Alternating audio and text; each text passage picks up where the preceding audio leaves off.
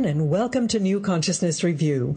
I'm Miriam Knight, and our guest today is Regalena Melrose, Ph.D., a clinical and school psychologist whose work on old brain versus new brain theory demonstrated the dire consequences of misdiagnosing children as ADHD who, in fact, suffered from PTSD. Now, while working at Long Beach Unified School District in California, she deepened her knowledge about childhood trauma and its manifestations in students, and discovered that they're not only psychological, but physiological as well.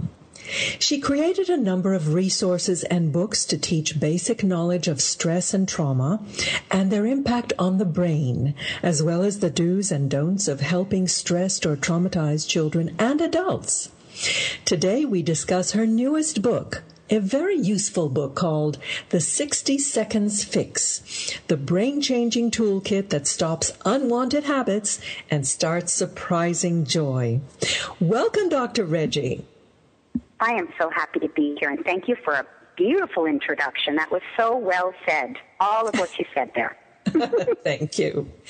Now, the title of your book suggests that you actually have a technique for changing the brain, and by doing so, stopping destructive habits and making us happier.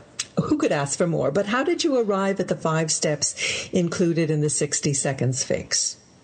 Thank you for asking. It's really becoming the most frequently asked question is how did I come up with this set of tools I call a toolkit? It really has been a long road. It's been a long road of not so much trial and error. I feel so lucky and grateful to be able to say that there hasn't been a lot of error along the way, just a lot of surprise, because it's simpler than we would ever imagine. And I think that we were all spending a lot of years trying to come up with complicated solutions because we feel like our problems are so complicated. These big diagnoses, and all these medication cocktails, it makes it all feel like the problem is so complicated. And so, of course, there needs to be a complicated solution. And in fact, we were really way off the mark. The solutions are far simpler, far easier to implement, and that's a surprise for all of us. And so in all these years of coming up with what works best, I've been surprised by my own level of joy that I never thought I would get to in my life, because I also live on planet trauma with everybody else. So I wasn't necessarily anticipating my own joy until I discovered these tools. And so it's been a process for about 22 years now of studying and practicing and putting it all together. So what is the fundamental secret, the underlying technology that you're addressing? I'm really addressing the root of our thoughts and feelings, which is our physiology. Our sensory experiences drive our thoughts and our emotions, not the other way around. And it has been known for centuries, as a matter of fact. William James, the grandfather or godfather of psychology, called it back in the late 1800s physiological psychology, because he recognized that our physiology reacts and responds first, the quickest. That part of our brain processes in fractions of a second compared to our higher order brain that really takes time to form thoughts based on our physiology. So this toolkit shifts our physiology first, because when we feel better inside our skin, we can think better and we can feel better. Indeed. And you describe the different methods of processing of the different types of areas of the brain. So the amygdala seems to be the particularly nasty actor. Tell us about that. Yeah, it really can be. But, how I would like to see it and how I choose to see it is that amygdala firing off its alarm is a gift to us. It truly is a beautiful thing if we can make peace with it and feel grateful that it does send us into an alarm and it does tighten our chest and it does tighten our muscles, and it does exasperate our breath and give us this feeling of overwhelm, but for a very good reason, because the way we're living today is overwhelming, and we do need our body to tell us so.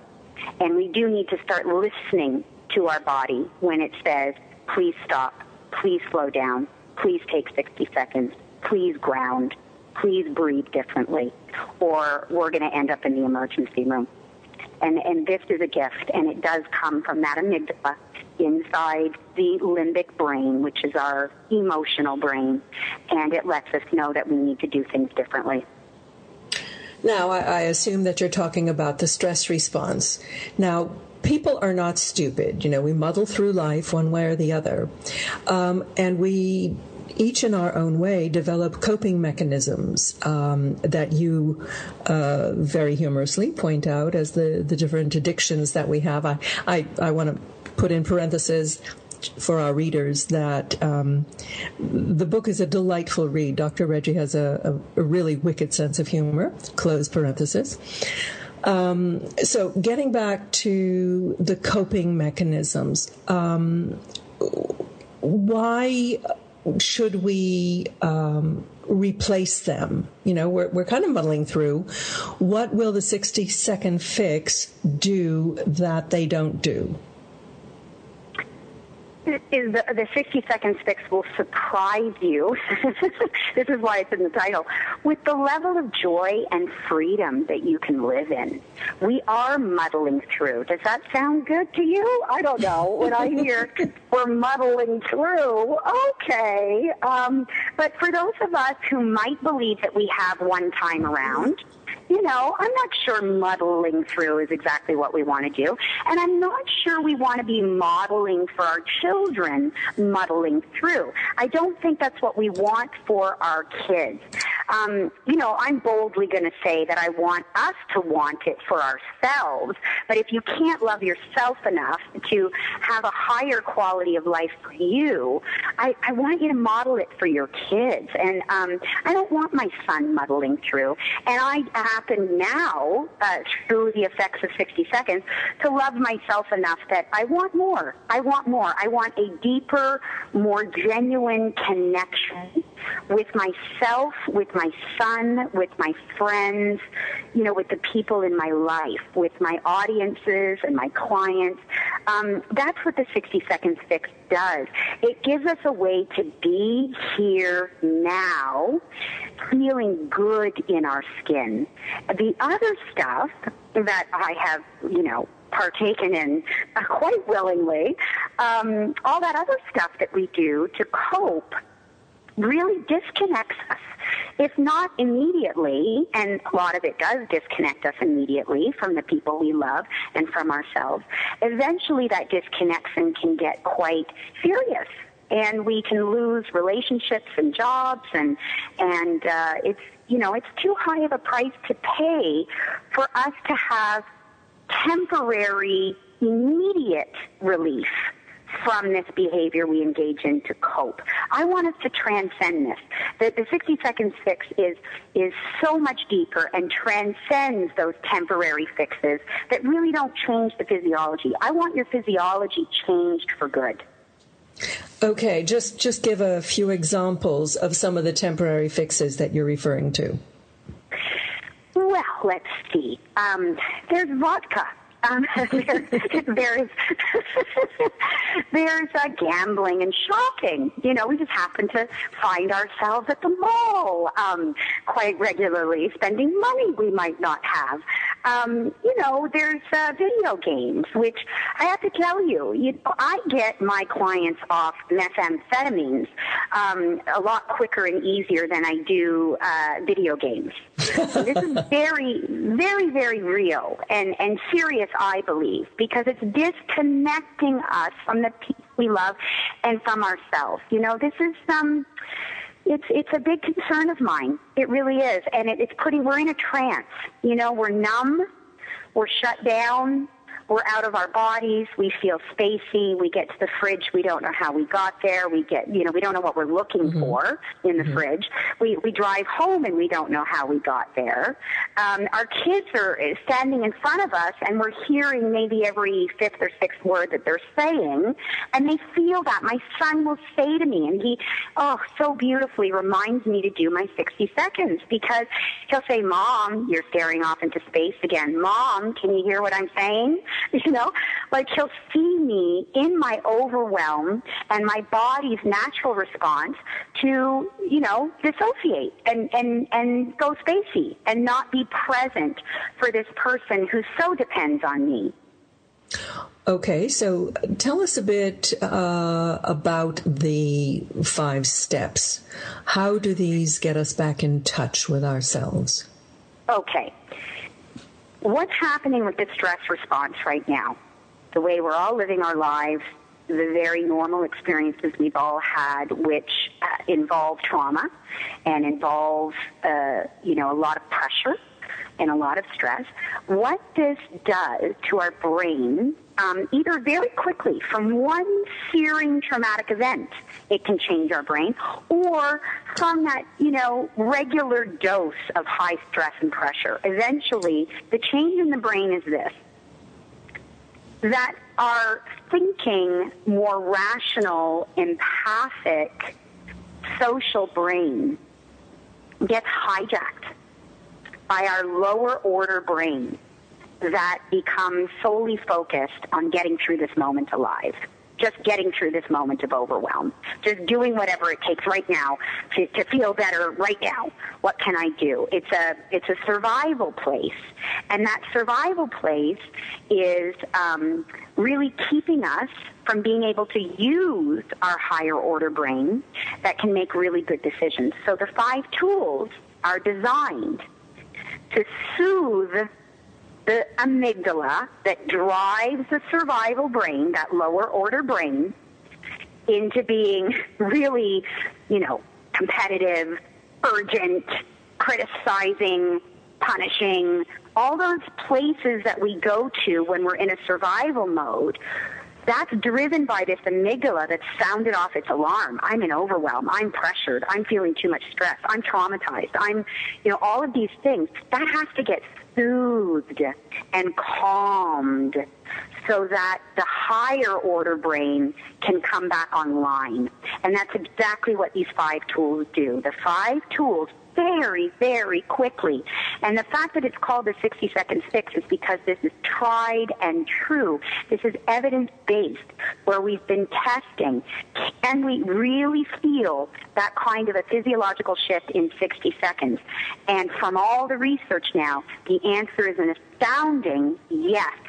That in 60 seconds with these 5 tools, we begin to lower our blood pressure, lower our heart rate, lower cortisol levels from pumping through our veins, which is, of course, our stress hormone. And what we get instead is the capacity to build new neural pathways for a new response to stress and trauma, which is a calmer one, where we can keep our wits about us even though we're feeling stress and pressure. That comes from using these tools over time so that they're operating more automatically. The science of neuroplasticity certainly has given a lot of evidence to our ability to change, really, into old age. There's no limit. So, people, listen up. I know. So give us some examples of some of the steps. I'd love to. Let's have everyone be experiencing them as I go through them. So the first thing I want everybody to do, the first tool that needs to come back online, gosh, I want to say more than anything else, but, I think they're all equally important. But I get very excited about the first step because when we're stressed and traumatized, the earth gets ripped out from under our feet. Both literally and figuratively. Yes. We no longer can feel our feet on solid ground. We feel spacey, we're floating, we're not here, we're out of our body. That keeps the heart up, heart rate high, blood pressure high, cortisol high. What lowers that instantaneously is bringing our awareness to our feet on the ground. And so if you're sitting in a chair, if you're standing, if you're walking, if you're driving in your car, you can feel what's underneath your feet. Bring your awareness to your feet on the ground, on something solid. Now, we can't do that very well. Right now, we don't have neural pathways for that. We really have to build them to begin to notice, can I feel? Now, we might look down and see that our feet are on the ground, but it doesn't mean we can feel them there. So building those neural pathways is highly essential to taking us out of the stress response so that we can get our very human brain back so that we have the quality we want in our relationships. So please see if you can feel your feet on the ground. And if not, maybe walk about. Do a little walkabout and really put all of your weight on your feet as you take each step. Can I feel my feet on the ground?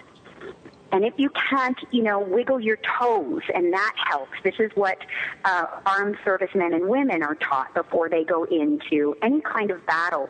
Their basic training is always wiggle your toes, feel your toes in your boots and your boots on the ground. Wiggle your toes, feel your toes in your boots and your boots on the ground. If we can lower our blood pressure and our heart rate, we can keep our wits about us in the most stressful of circumstances so that we're making decisions that keep us alive. I want us to be able to make decisions in the heat of a moment with our child that allows us to keep our wits about us, to make a good, healthy choice that keeps us in a healthy relationship with the people we love. So we need these tools. Wiggle your toes, feel your feet on the ground. That's number one. Number two is to really notice the support that is around you in any given moment. If you're sitting on the couch watching television, you don't need to be bracing. Your muscles don't need to be tight and holding you there, on the couch. You need to be in that couch, allowing the couch to do all the work so you become aware that your back has support, that your bottom is sinking into the couch, that your feet are on the ground in front of you. I really want people to begin to notice when they're sitting at their desk at work, they're sitting in a chair. And you can lean into the back of that chair. You can feel your bottom anchored to the bottom of the chair. When you do this, when you begin to notice the support that's right there for your body to take in, you again ground yourself even further, and you lower your heart rate and your blood pressure even more. So support is the second thing. Right now, our animal brain, our lower order brain that's being driven by the amygdala because of our stress, is having us focus on where support isn't coming from. And usually it's people. We want support to come from people. Well, guess what? Everybody is as stressed out as we are. Support needs to come from what support can come from. And it's there in our car seat when we're driving. It's there in the couch when we're watching television. It's there in the chair when we're working at our desk. So it's about focusing on allowing our body, our physiology, to take in that support so that we can lower the stress response. So that's number two. I don't know if you want me to keep going. What would you like me to do? I would love for you to keep going. I'm really feeling good. Oh, I love that. I'm so happy to hear that. Yes, and so I won't go off on a tangent. I was about to. Let me get focused on number three. Number three is our breath. A wonderful hiking buddy of mine made me aware that that's the chapter in the book she has to skip. And she's such a trauma baby. I call us all trauma babies, those of us who have been traumatized in our lives and are struggling to find the cure, healing from those experiences. We breathe in a very, very different way. When you've been traumatized and you're in a stress or survival response, you breathe in and out of your mouth. And you breathe very shallowly and very rapidly. And oxygen gets into your lungs to keep you alive, but it doesn't go all the way down deep into the belly where it's needed to keep us in a more relaxed physiology, I guess I'll say. So it can be very daunting for people who are still pretty deep in their traumatic reactions and responses in their body. This is natural. No one should feel like they're bad or there's something wrong with them or why can't they breathe correctly. It's it's a lot of pressure. And this is my problem with people going to doctors. You know, I heard of a dear friend who went and said, look, I need some medication. And the doctor said, no, I'm not going to give you medication. You need to just take deep breaths. And so the person went away and thought, okay, I'll take deep breaths. Well, if you're traumatized, you're taking deep breaths in a way that doesn't support you to feel more comfortable in your own skin. You're breathing in and out of your mouth, you're breathing into your lungs, and this sends a very alarming message to your brain body that you're in a fight or flight response. So we do need to retrain our breath. But if this is something that's alarming to you, then skip it. Skip it and focus on taking in support, focus on your feet on the ground, and once that begins to really build in your physiology over time, you're going to strengthen neural pathways for you to begin to notice the ground beneath your feet, the support of the chair you're in. Eventually, you'll be able to add this breath piece. For now, I'd like everybody to try to breathe in through your nose. That's it. See if you can shift your breath and you can become really aware and focused on oxygen going in through your nose. And just take some breaths. You don't have to count the breath. You know, there's all kinds of ways that breathing is just becoming an agenda out there. Don't worry about counting how long your breath is. I don't want you to worry about breath at all. I just want you to play with a little bit. If you can breathe in through your nose as you feel the support of whatever you're sitting in and you feel your feet on the ground. And if you can't feel your feet on the ground, wiggle your toes, push your heels into the ground, and just breathing in through your nose. Now, eventually, you'll get better and better at that because that's just how the brain works. What you practice over and over again becomes more automatic. It becomes easier, and it'll just start to happen without you even needing to think about it. When that becomes more automatic, then eventually, you can begin to try to direct the oxygen into your belly. But this is not something that needs to happen now. Over time, with the use of the other tools, it'll get easier for you to continue to retrain the breath in through your nose, deep into the belly. This is what sends a very different message to your physiology, to your brain body, that in fact you're not in a survival situation in this moment, that everything in this moment is okay. Mm-hmm. One of the things that I liked was that you say in the book that you can use any of the steps independently, and, you know, it's very kind of relaxed. Mm-hmm. Oh, yeah. Listen, I am a recovered trauma baby. You know, this is, you know, really what I love about my work, and I certainly don't mean this in some sort of pompous way by any means at all. But I do want to say that in all the studying I've been doing over more than 22 years, I've been practicing for 22 years, studying this now for going on a third decade here, almost 30 years, is that, you know, you can read a lot about this stuff, but you never really feel like you're reading it from someone who's lived it. And that's what I feel I can give to my audiences, whether it's my live audiences or those that read my books.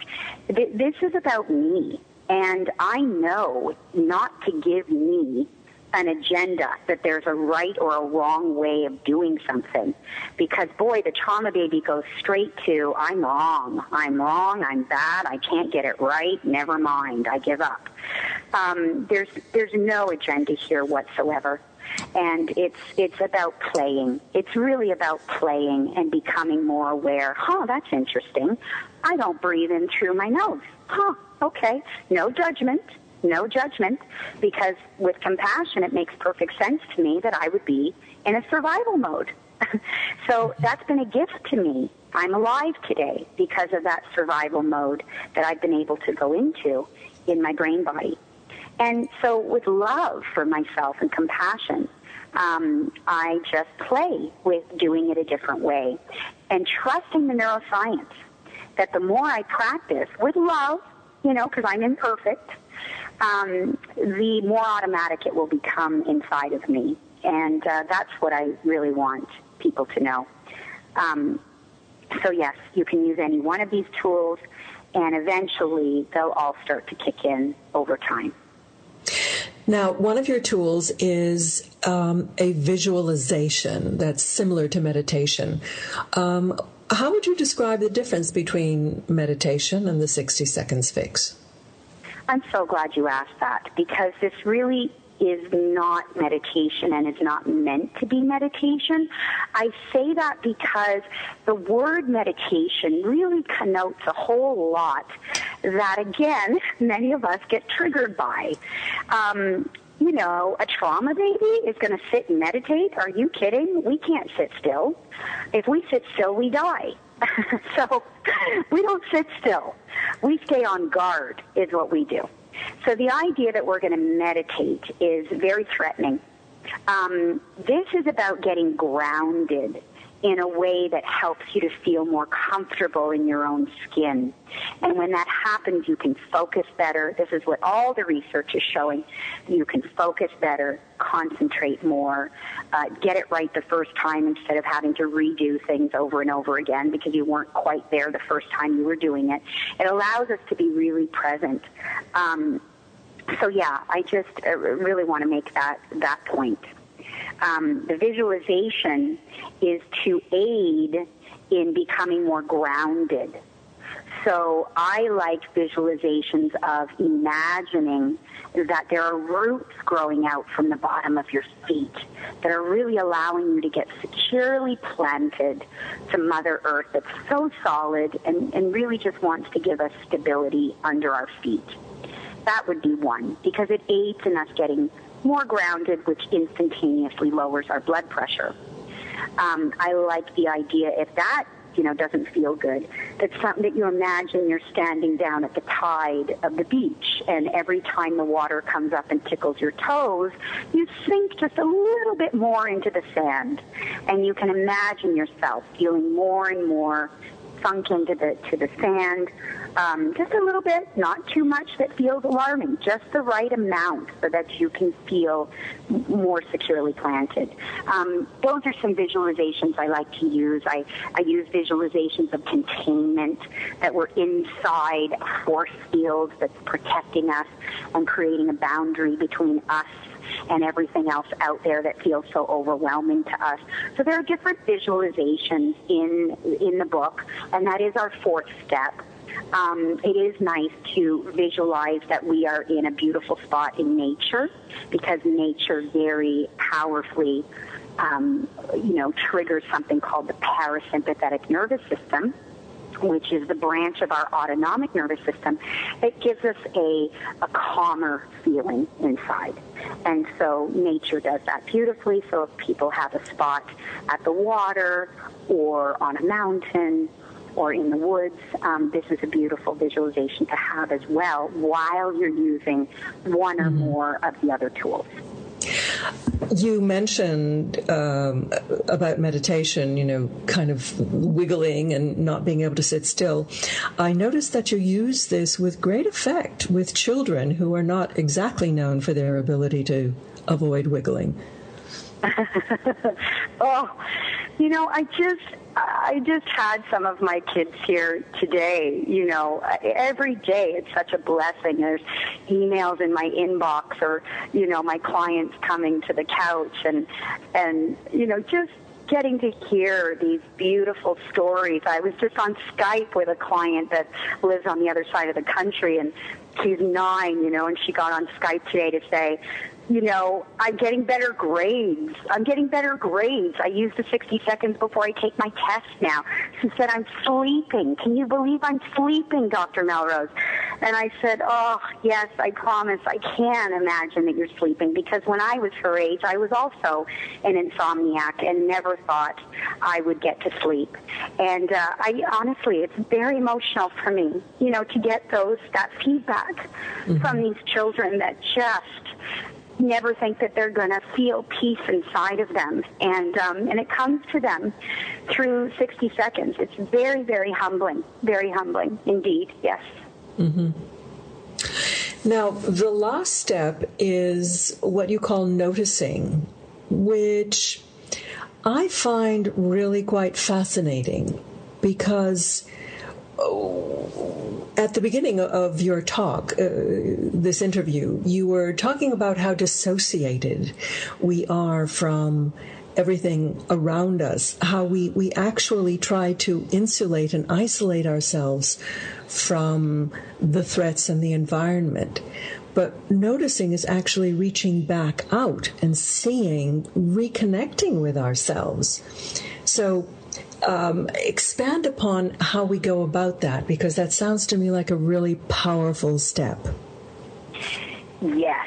Well, you have great knowledge and wisdom, because the 5th step is what makes the other 4 steps really work for us quickly. Without awareness, you know, and I've been quoted now. There's this Dr. Melrose quote all over the place now that says this. It was blown up into a big poster. An experience that you're having without awareness is an experience you haven't had. So the brain needs to be primed to notice that you're even having this shift in your physiology. So it's one thing to say, oh yeah, I can, you know, my feet are on the ground. Yeah, my feet are on the ground. I'm looking at them and they're on the ground. Okay, what's next? Check. You know, we want to go to the next thing. What's the next tool? And it doesn't work that way. We have to really bring our awareness to the sensation inside of you as you are noticing and really feeling your feet on the ground. The noticing part is what causes neurons to fire stronger. When neurons fire stronger, they find each other to form a neural pathway quicker. And the deeper neural pathways become from you having an experience with awareness over and over and over again, the more you practice having these experiences with the noticing piece, with the awareness piece, is how neural pathways for a whole new way of being inside your skin, how that happens quickly. We just want that developing in a faster, stronger way. How does this contribute to finding our power and overcoming low self-esteem? And what's the relationship between low self-esteem and powerlessness? Oh, thanks for bringing that up. I hope you saw that little piece in the book. I didn't expound on it as much as I would love to. So this gives me an opportunity. Our, self-esteem comes from our sense of power and control over ourselves. We think we're afraid of death. We're not afraid of death as much as we are afraid of losing control of ourselves. When we do, we become intimately aware and connected to a sense of powerlessness. And when we feel like we do not have power over ourselves, how the heck are we going to have something really hooty-tooty called self-esteem? I mean, that's way up there. If our physiology, if the base of us is off, how are we ever going to have something as, luxurious as self-esteem? It comes from us experiencing our power. Not talking about it, not having someone say to us, you can do it, I know you can, I so believe in you, and if you could just believe in you as much as I believe in you, that doesn't give us power. Words don't change physiology. A physiological problem of powerlessness, of not having control over your own body's reactions and responses, is exactly the thing that robs us of feeling powerful and eventually like we have something called self-esteem. So we have to experience our power, and the way we do that is precisely through these 5 tools, because when these 5 tools start working automatically in you, because you've been practicing it every day, right? I practice it when I'm standing in line at the grocery store, when I'm taking a shower, when I'm driving my car, when I'm making my son's lunch in the morning. It's a walking toolkit. And so when you're doing this throughout your day, your neural pathways for these 5 tools to be working automatically get stronger and stronger. And before you know it, you've reset your baseline level of anxiety. You have completely transformed your nervous system so that all of a sudden now it takes a heck of a lot more to get you upset. That thing that used to trigger you really quickly, you begin to notice, that didn't even bother me as much. Or if I did get bothered, I didn't have as big of a reaction. And if I did react, the reaction didn't last as long. And I didn't do as much damage. And now I don't have to sit in a puddle of shame that I was so overreactive. What's going on inside my nervous system? What's changing here? It couldn't possibly be that 60 little seconds thing. Come on. And this is the surprise. This is the surprise. That doing these simple, easy things throughout your day, you're not sitting in therapy, you're not meditating for an hour, you're not even hiking up in the mountains. You are using these tools throughout your day and building neural pathways that make these tools work for you now automatically. And it changes everything, absolutely changes the game. Well, the Chinese say you have to hear a thing 100 times before you really learn it. Now, you are calling on the reader to just try this for 21 days. Is that sufficient to create real physiological change? Oh, my gosh, if you were to do this throughout your day, let's say you just started your day this way. Let's say you said, you know what, I'm going to lie here in bed. I'm going to, for 60 seconds before I get out of bed, I'm going to focus on my feet, lie in this bed and let it really support me. I'm going to notice the cushion underneath my head. I'm going to notice my body lying in this bed. I'm going to breathe in through my nose. I'm going to visualize that I'm at the beach.